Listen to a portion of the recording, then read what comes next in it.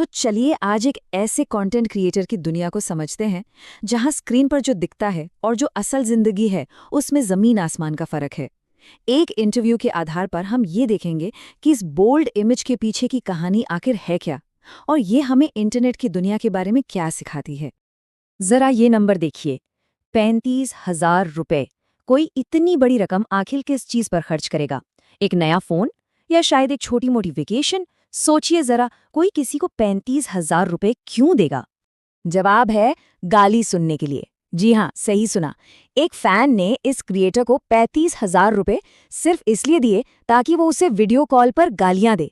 और ये घटना हमें सीधे इस क्रिएटर के अनोखे और कहें तो अजीब बिजनेस मॉडल के सेंटर में ले आती है। तो इन सब चौंकाने वाली रिक्वेस्ट्स के पीछे आखिर चल क्या रहा है? इसके पीछे है एक पूरा सोचा समझा बिजनेस।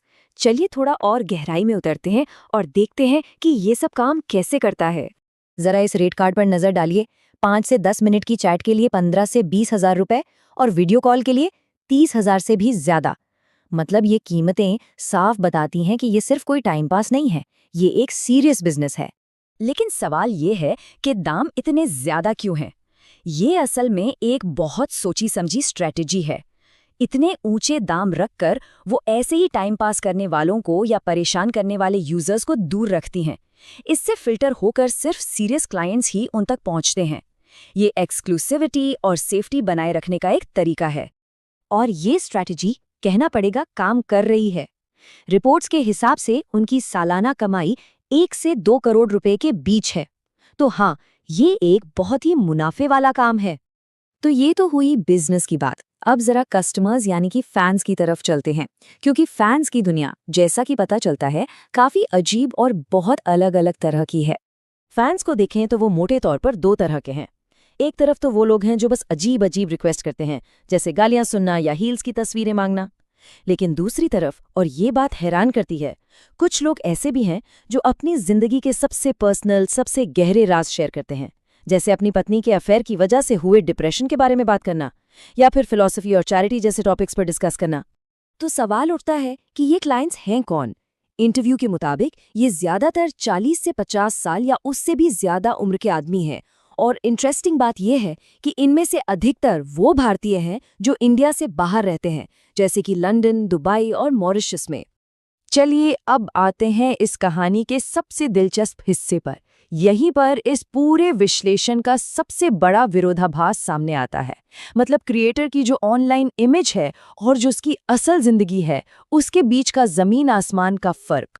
देखिए, उनका बोल्ड कंटेंट देखकर लोग क्या सोचते हैं कि भाई वो तो बहुत पार्टी करती होंगी, शराब पीती होंगी, उनके कई बॉयफ्रेंड होंगे और वो एक बहुत बड़ी एक्सट्रोवर्ट होंगी, है ना? एक आम धारणा यही बनती है। लेकिन असलियत इससे बिल्कुल अलग है। वो खुद बताती हैं कि वो शराब नहीं पीती, वो एक इंट्रोवर्ट है, पिछले 7 साल से एक ही इंसान के साथ रिलेशनशिप में है और अपनी असली जिंदगी को बोरिंग बताती है। ये जो कॉन्ट्रास्ट है ना, यही उनकी कहानी का सार है। तो फिर ये सब है क्या? वो खुद कहती हैं, मुझे फेक ही बनना है सोशल मीडिया पे, मुझे पैसे बनाने हैं। ये बात बिल्कुल साफ कर देती हैं कि ये जो पर्सोना है, ये जो ऑनलाइन अवतार है, ये जानबूझकर बनाया गया एक इल्यूजन है और इसका मकसद सिर्फ एक है, पैसे कमाना। अब जाहिर सी बात है, जब कोई ऐसा पर्सोना बनाएगा तो ट्रोलिंग और नफरत तो होगी ही। तो सवाल ये है कि वो इससे डील कैसे करती हैं।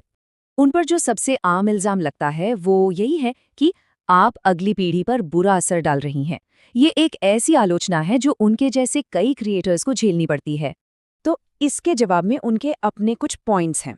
पहला, वो कहती हैं कि बच्चों की इंटरनेट एक्टिविटी पर नज़र रखना माता-पिता की जिम्मेदारी है। दूसरा, बोल्ड कंटेंट से जो व्यूज़ आते हैं उसी की वजह से वो ब्रांड से ज़्यादा पैसे चार्ज कर पाती हैं।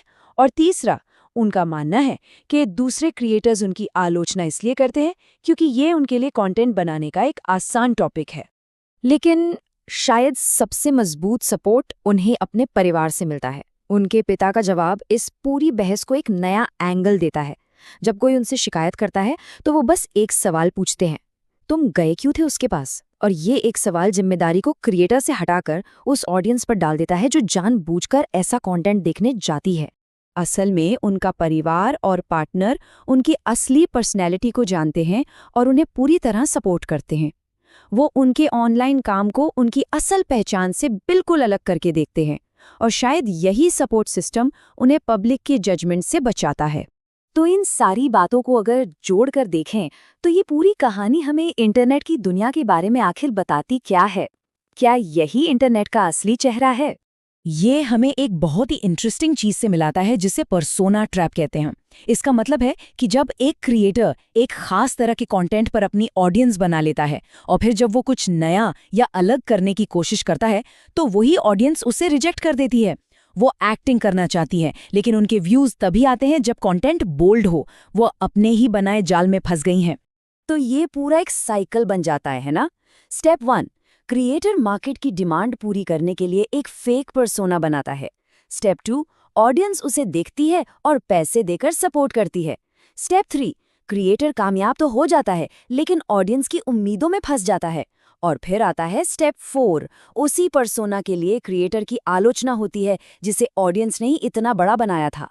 और ये सब कुछ हमें इस कहानी के सबसे बड़े सवाल पर लाकर छोड़ देता है कि इंटरनेट पर एक पर्सोना बनाने में ज्यादा जिम्मेदार कौन है? वो क्रिएटर जो इसे सप्लाई कर रहा है या वो ऑडियंस जो इसकी डिमांड कर रही है? सोचने वाली बात है।